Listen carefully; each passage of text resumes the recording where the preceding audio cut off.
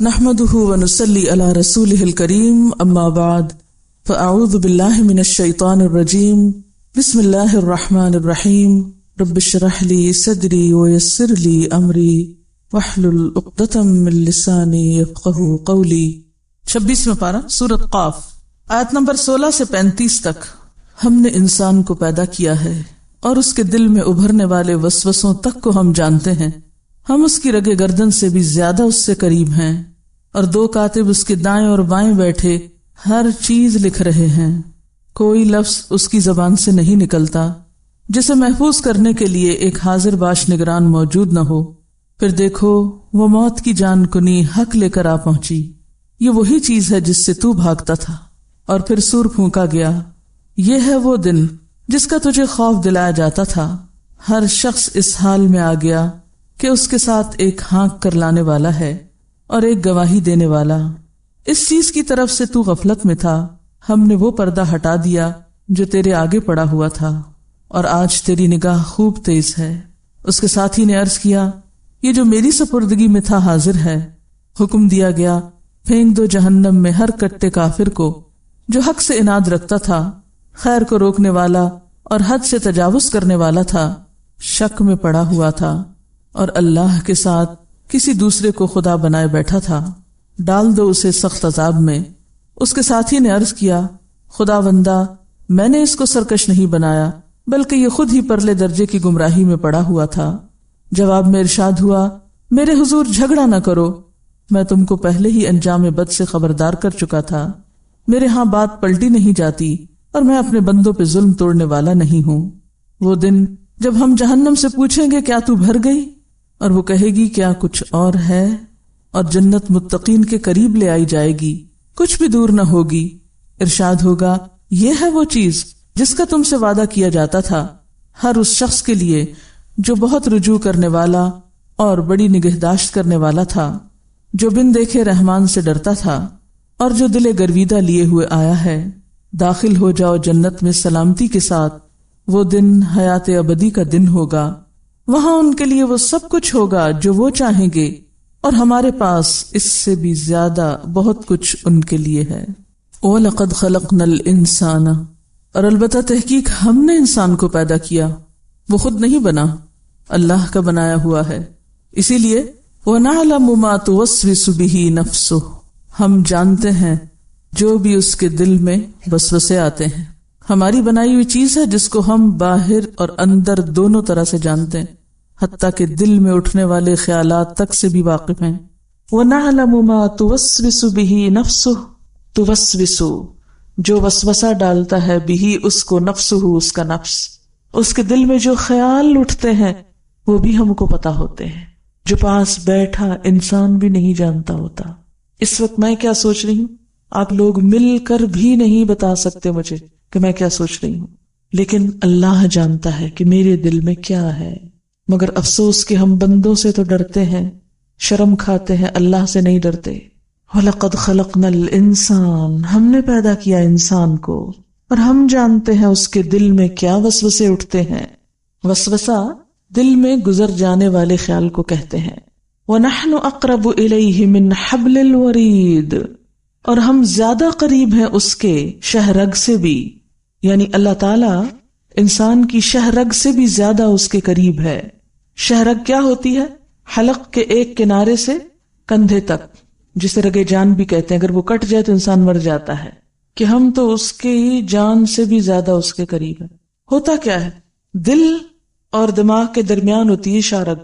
شہ رگ کی بات اس لیے بھی کی گئی کہ جب دل سے خیال اٹھتا ہے، ابھی دماغ میں نہیں پہنچتا کہ انسان اس کو کوئی معنی دے، ابھی اس میں عقل نہیں استعمال ہوئی ہوتی ہے۔ دل خواہشات کا منبع ہے، سوچ کا منبع ہے، سب کچھ ابتدا یہاں سے ہوتا ہے، پھر یہاں سے اٹھ کر دماغ تک جاتا ہے، پھر انسان اس کو معنی پہناتا ہے۔ مثلا آپ کے دل میں کسی کی نفرت آئی، یہاں سے اٹھی، دل میں تو آ گئی، اٹھ کے یہاں دماغ میں گئی، یہاں پھر آپ لاجک پیش کرتے ہیں، اس کی ریزنز تلاش کرتے ہیں کہ میں صحیح ہوں یا غلط ہوں۔ دل نے اپنا کام کر دیا، آگے پھر دماغ نے اس کو سارٹ آؤٹ کیا، صحیح یا غلط گردانا۔ جیسے قرآن پاک میں تھا کہ ان اللہ یحول بین المرء وقلبہ، کہ اللہ انسان اور اس کے دل کے درمیان حائل ہے۔ یعنی دل سے جو کچھ اٹھتا ہے، جیسے مثلاً ہنڈیا پک رہی ہے اور اس کے اندر سے بھاپ اٹھتی ہے، تو اگر اس کے اوپر ڈھکن ہو تو بھاپ باہر نہیں آتی، ٹھیک؟ آپ اگر اس کے اوپر ہاتھ بھی رکھیں تو آپ کو کچھ نہیں ہوگا، جو ہی آپ ڈھکن ہٹائیں گے وہ بھاپ آپ کے ہاتھ تک آ جائے گی.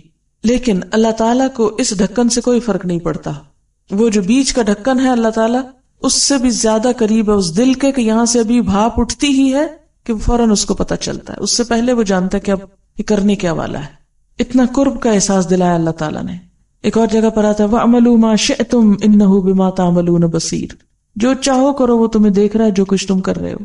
اور پھر اس کے علاوہ اس نے کچھ ایسے فرشتے بھی مقرر کر رکھے ہیں جو مزید گواہیاں تیار کر رہے ہیں. إِنَّ عَلَيْكُمْ لَحَافِظِينَ كِرَامًا كَاتِبِينَ يَعْلَمُونَ مَا تَفْعَلُونَ، وہ تمہارے ساتھ ہے کہیں بھی تم ہو. جب تم میں دو لوگ سرگوشی کر رہے ہوتے تو تیسرا وہ بیچ میں ہوتا ہے. ہم اس وقت اس کو بھول جاتے اور سوچتے اچھا وہ فلانا تو نہیں سن رہا جو ہم غیبت کرنے لگے ہیں کسی کی. اسی چیز کا یہاں اللہ تعالیٰ احساس دلاتے ہیں. وَنَحْنُ أَقْرَبُ إِلَيْهِ مِنْ حَبْلِ الْوَرِيدِ، ہم تو اس کی شہ رگ سے بھی زیادہ اس کے قریب ہیں، یعنی اپنے علم کے اعتبار سے.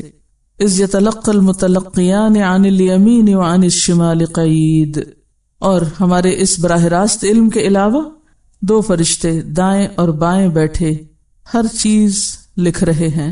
دائیں اور بائیں جو بیٹھے ہیں جس قسم کی بات کرتے ہو وہ فوراً پکڑ لیتے ہیں، کیچ کر لیتے ہیں، ان سے کچھ بھی نہیں چھوٹتا. نیکی کی بات ہو یا بدی والی، رات ہو یا دن، ہر جگہ بیٹھے ہیں.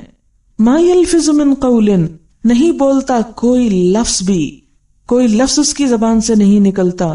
الا لدیہ رقیب عتید، مگر ایک محافظ، رقیب محافظ، عتید حاضر، تیار، تیار نگران، تیار محافظ اس کو کیچ کر لیتا ہے. نمبر 1 اللہ تعالیٰ خود ہر چیز دیکھ رہے ہیں. نمبر 2 اللہ تعالیٰ نے فرشتے مقرر کر رکھے ہیں دائیں بھی اور بائیں بھی جو بیٹھ کے ہر بات لکھ رہے ہیں. کوئی لفظ انسان کے منہ سے نہیں نکلتا مگر ایک حاضر باش نگران موجود ہوتا ہے. اور انسان سوچتا بھی نہیں، احساس بھی نہیں کرتا کہ جو کچھ وہ زبان سے نکال رہا ہے اس کی وجہ سے اس پر کیا گزرنے والا ہے. اسی لیے نبی اکرم صلی اللہ علیہ وسلم نے زبان کی حفاظت کی سب سے زیادہ تلقین کی. آپ صلی اللہ علیہ وسلم نے فرمایا من کان یؤمن باللہ والیوم الآخر فلیقل خیرا او لیصمت، جو کوئی اللہ اور آخرت پر ایمان لاتا ہے اسے چاہیے کہ اچھی بات کہے ورنہ چپ رہے، خاموش رہے، مت بولے. اگر کوئی اچھی بات بولنے کو نہیں تو بلا ضرورت مت بولے، کیونکہ ہر لفظ لکھا جا رہا ہے. میں کبھی سوچتی ہوں کہ نبی صلی اللہ علیہ وسلم کی سب باتیں لکھی گئی تھی نبوت کے بعد. 23 سال میں انہوں نے اتنا کم بولا کہ بس چند احادیث ہیں قولی، جو بات بولتے تھے حکمت کی یا کوئی کام کرتے تھے سب ریکارڈ ہو رہا تھا. یعنی حدیث دوسرے لفظوں میں کیا ہے، نبی صلی اللہ علیہ وسلم کا اعمال نامہ جو دنیا میں ہی تیار ہم دیکھ رہے ہیں. کتنا خوبصورت نامہ اعمال تھا. آپ نے جو بولا لکھ لیا گیا، جو کیا لکھ لیا گیا، غصہ کیا لکھ لیا گیا، خوشی کی لکھ لیا گیا، ہر چیز لکھ لی گئی اور بتا دیا گیا کہ یہ ہوتا ہے نامہ اعمال. تم نے بھی ایسا ہی نامہ اعمال لانا ہے. لقد کان لکم فی رسول اللہ اسوۃ حسنہ. اور دوسری طرف ہماری باتیں ان گنت، کسی وقت ان کو سٹاپ لگتا ہی نہیں، بولے چلے جاتے بولے چلے جاتے، سوچے بے سوچے، خیر ہے یا شر جو دل میں آیا بس کہے چلے گئے. گمان کے بعد سب سے بڑی بات جو انسان کے لیے نقصان دہ ہوتی ہے وہ زبان سے نکلی ہوئی بات ہے. اسی لیے آپ صلی اللہ علیہ وسلم نے فرمایا کہ تم مجھے 2 چیزوں کی ضمانت دو، میں تمہارے لیے جنت کی ضمانت دیتا ہوں، ایک شرمگاہ کی اور ایک زبان کی، کہ ان 2 چیزوں کا غلط استعمال نہیں کرو گے تو جنت ہے تمہارے لیے. لیکن ہمارا سارا بگاڑ انہی 2 چیزوں کی شہوت سے آتا ہے. زنا جس طرح عام ہو چکا ہے اس دور میں شاید ہی کبھی ہو، اور یہ بھی قیامت کی نشانیوں میں سے ایک نشانی ہے کہ زنا عام ہو جائے گا. یہ شرمگاہ کی حفاظت نہ کرنے کا نتیجہ ہوگا، اور دوسری طرف زبان کی حفاظت نہ کرنے کا نتیجہ، اور دونوں کے نتائج ایک جیسے ہی ہیں، اور وہ جہنم. وجاءت سکرۃ الموت بالحق، اور آ گئی موت کی سکرات حق کے ساتھ. موت کی بے ہوشی حق لے کے آ پہنچی، حق کے ساتھ آ گئی، حق لے آئی، حق دکھا گئی. سکرت، سکرات، مسکر، یہ نشے کو کہتے ہیں. نشے میں جسے انسان کے ہوش و حواس نہیں رہتے، تو موت کے وقت جب انسان بے ہوش سا ہو جاتا ہے، دنیا سے اس کی نظریں پھرنے لگتی ہیں، تو اس کو آخرت کی حقیقت نظر آنے لگتی ہے، اس کو اپنے انجام کی حقیقت نظر آنے لگتی ہے، اپنا انجام سامنے نظر آنے لگتا ہے۔ موت کے وقت وہ وعدے سچے نظر آنے لگتے ہیں جو دنیا میں اس سے کیے گئے تھے رسولوں کی زبانی، جنت اور دوزخ کے بارے میں۔ اپنے اعمال کی قیمت نظر آنے لگتی ہے کہ کیا لے کر آیا ہوں۔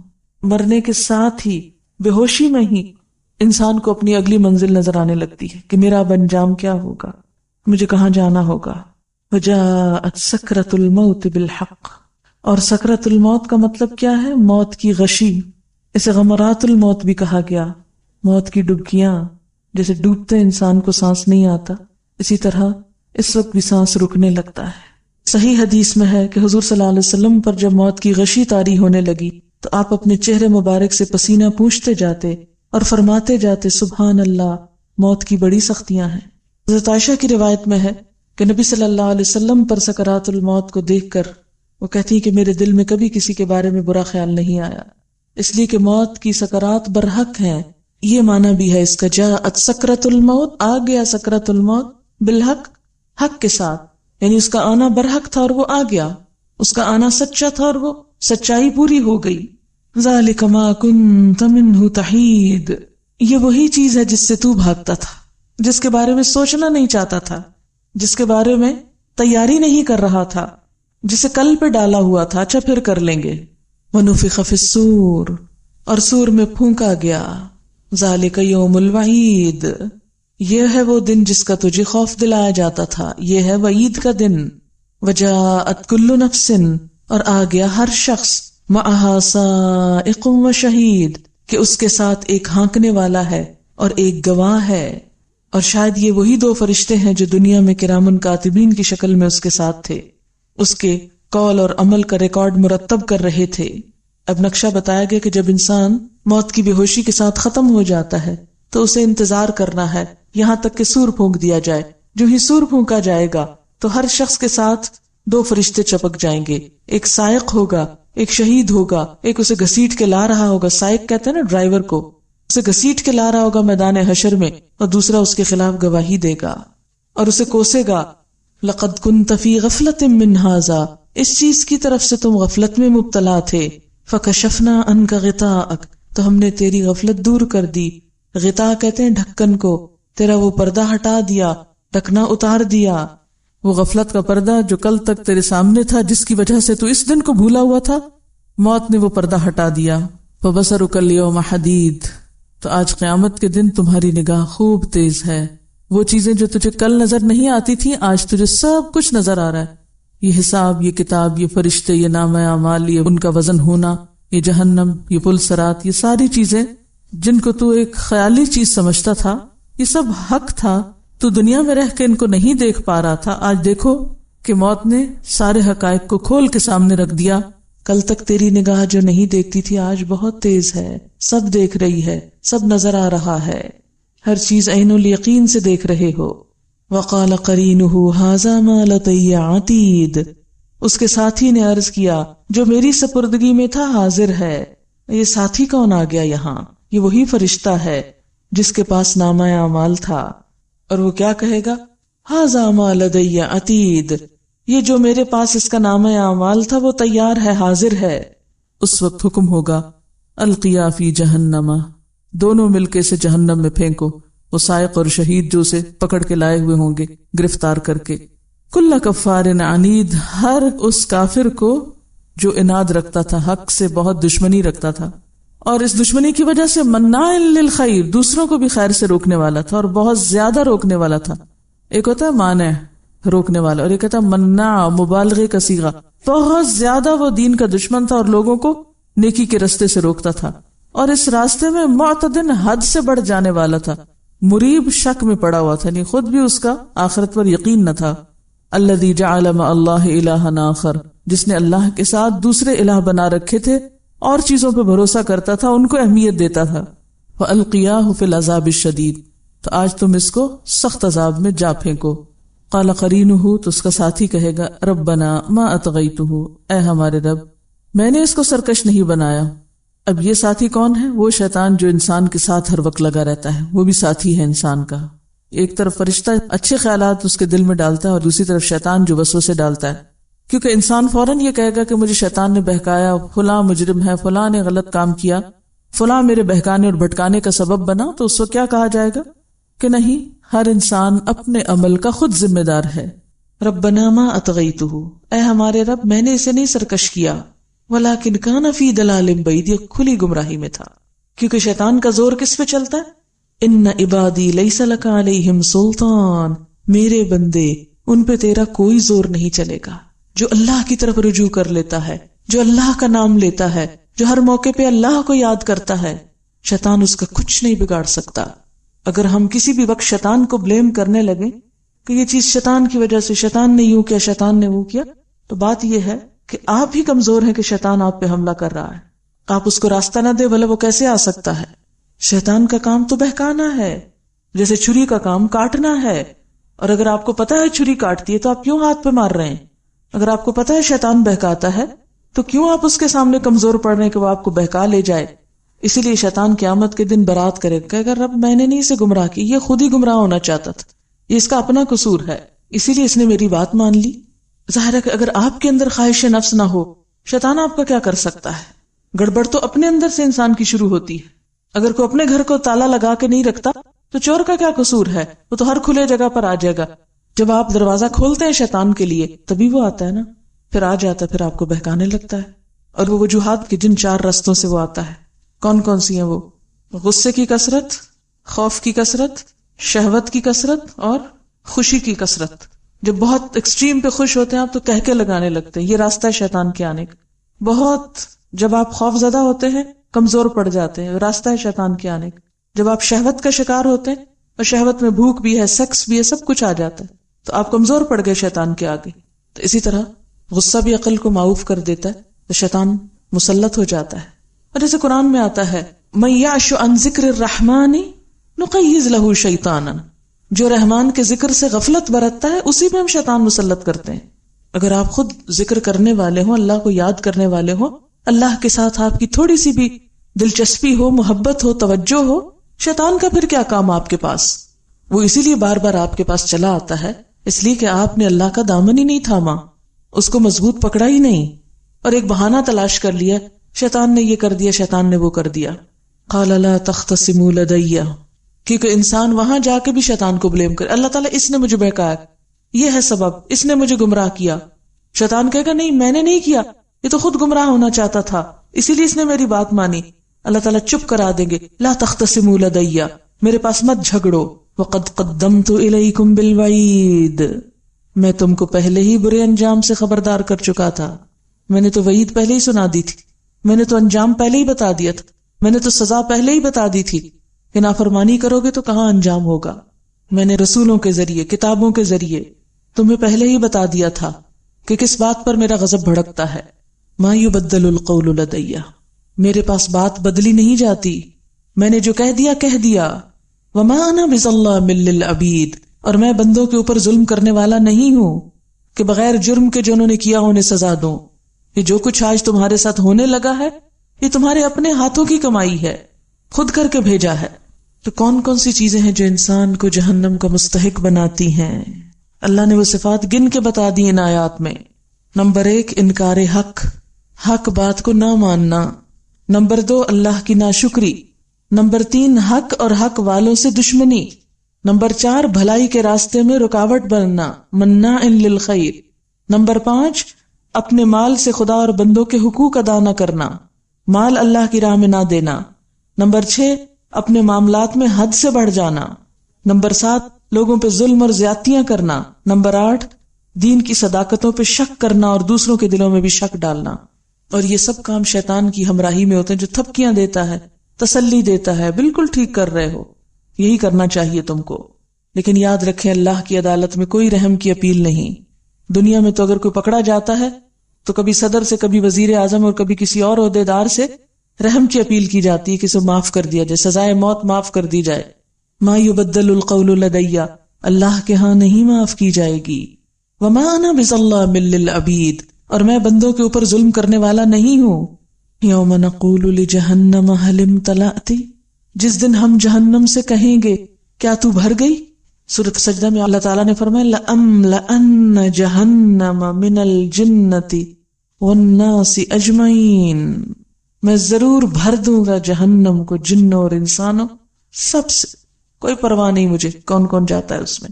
یوم نقول لجہنم حل امتلأت، اتنے ڈالوں گا کہ لگے گا بھر گئی، اور میں پوچھوں گا بھر گئی تو، وتقول حل من مزید، اور وہ کہے گی کیا اور بھی ہیں، اور بھی لے آئیں، میں جگہ بنا لیتی ہوں اپنے اندر۔ اور دوسرا معنی، جس دن ہم جہنم سے کہیں گے کیا تو بھر گئی، وتقول حل من مزید، وہ پریشان ہو کے کہے گی ابھی اور بھی ہیں، میں سمجھتی تھی کہ بس۔ دونوں معنی ہو سکتے ہیں، ایک یہ کہ اور طلب کرے گی، اور دوسرا یہ گھبرا کے کہے گی اور بھی ہیں، ابھی اور رہتے ہیں، اتنے ڈالے جا چکے ہیں، ابھی اور بھی رہتے ہیں۔ وَأُزْلِفَتِ الْجَنَّةُ لِلْمُتَّقِينَ، جنت متقی لوگوں کے قریب لائی جائے گی۔ متقی، اللہ سے ڈرنے والے، کھلے چھپے، حاضر غائب، ہر حال میں اللہ سے ڈرنے والے۔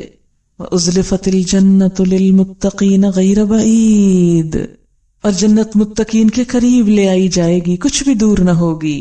ھذا ما توعدون لکل اواب حفیظ، یہ ہے وہ چیز جس کا تم سے وعدہ کیا جاتا تھا ہر اس شخص کے لیے جو بہت رجوع کرنے والا ہو۔ اواب، حفیظ، بڑی حفاظت کرنے والا، نگہداشت کرنے والا۔ اواب، جس نے نافرمانی اور خواہشات کی پیروی کا راستہ چھوڑ کر اللہ کی رضا کا راستہ اختیار کیا، جو ہر اس چیز کو چھوڑ دے جو اللہ کو ناپسند ہے، ہر اس چیز کو اختیار کر لے جو اللہ کی پسند ہے، کثرت سے اللہ کی طرف رجوع کرے، معافی مانگے، ذکر کرے، اپنے ہر معاملے میں اس کی طرف لوٹے۔ اواب، ہر چیز اس کے سپرد کر دے، اسی پہ توکل، اسی پہ بھروسہ، اسی کی خاطر محبت، اسی کی خاطر نفرت، اسی کے لیے لینا، اسی کے لیے دینا، جس کا ہر کام ابتدا بھی اللہ کے نام سے ہوتی اور انتہا بھی وہیں جا کے ہوتی ہو، اور درمیان میں بھی بس وہی اور وہی ہو۔ ھذا ما توعدون لکل اواب حفیظ، اور حفاظت کرنے والا، اللہ کے حدود، اللہ کے فرائض، اس کی حرمتوں، امانتوں کی حفاظت، اللہ سے کیے ہوئے وعدوں کی حفاظت، اپنے وقت، اپنی قوت، اپنی محنت، اپنی کوششوں کی حفاظت کہ غلط کام میں استعمال نہ ہو۔ حفیظ، وقت کی حفاظت کہ بیکار چیز میں ضائع نہ ہونے پائے، قوت کی حفاظت کہ غیر ضروری چیزوں میں طاقت لگ کے ضروری چیز کے لیے وقت بچا سکوں، کیونکہ ہے تو محدود، جو دی گئی بس وہی دی گئی، چاہو تو اچھے کام میں لگا لو، چاہے غلط کام میں لگا لو۔ ایک دن کے 24 گھنٹے 24 سے 25 نہیں ہو سکتے، چاہے تو ان 24 کو استعمال کر لیں، چاہے تو وقت ادھر ادھر کی فضولیات میں ضائع کر دیں، ادھر بیٹھ گپ شپ لگا، اس سے دیکھ، اس سے مل، اس سے بات کر، ہر وقت بس انجوائمنٹ کا بھوت سر پہ سوار، وقت کاٹا جا رہا ہے۔ اللہ کے حفیظ بندے اس میں نہیں آتے، وہ لمحہ لمحہ دیکھتے ہیں کس چیز میں جا رہا ہے، کیا کر رہا ہوں اس وقت۔ وہ زبان کی حفاظت کرنے والے، وہ نگاہوں کی حفاظت کرنے والے، وہ شرمگاہوں کی حفاظت کرنے والے، وہ دلوں کی حفاظت کرنے والے کہ برے خیالات اس میں نہ گھر کر جائیں، وہ اپنے اعمال کی حفاظت کرنے والے۔ جنت ان کے لیے ہے۔ اواب حفیظ، اور ذرا ادھر ادھر ہونے لگے فوراً پلٹیں اصل کی طرف، فوراً لوٹیں کہ نہیں یہ ہماری جگہ نہیں، یہ ہمارے کرنے کا کام نہیں، کیونکہ جس کے اندر پلٹنے کا جذبہ ہوگا، اواب جو پہلے نمبر کی خصوصیت ہے، وہی حفیظ ہو سکتا ہے۔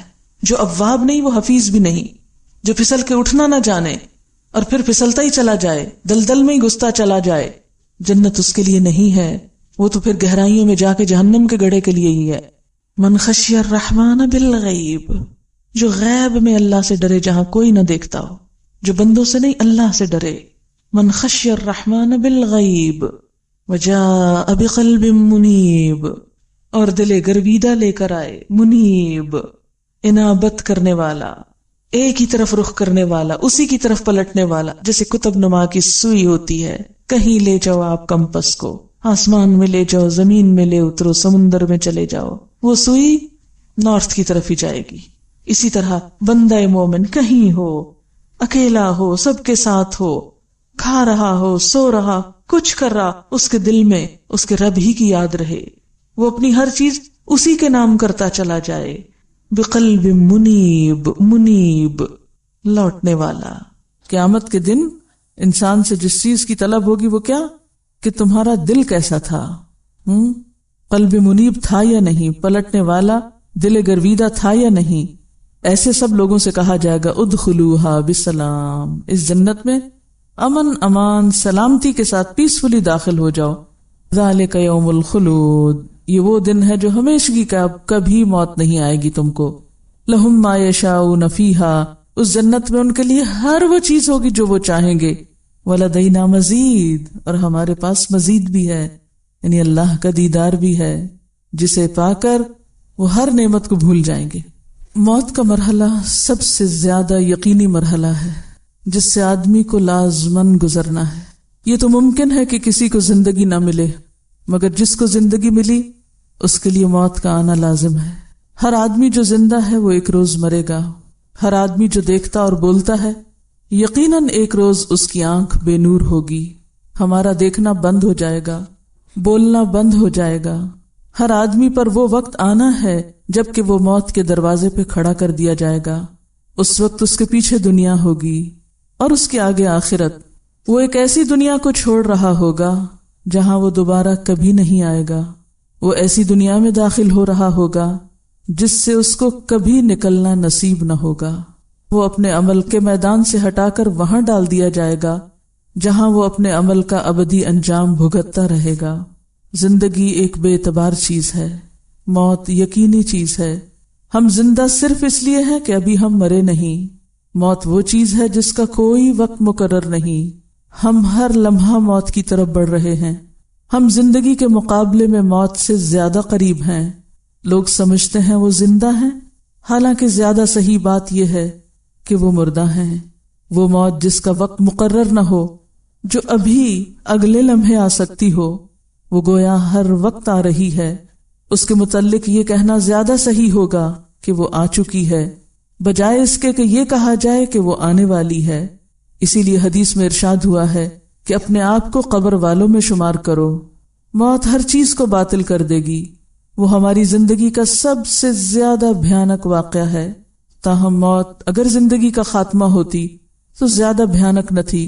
موت کا مطلب اگر صرف یہ ہوتا کہ اب آئندہ کے لیے اس انسان کا وجود نہ رہے گا جو چلتا تھا، جو دیکھتا تھا، جو سنتا تھا، تو اپنی ساری ہولناکیوں کے باوجود یہ صرف ایک وقتی حادثہ تھا، نہ کہ کوئی مستقل مسئلہ.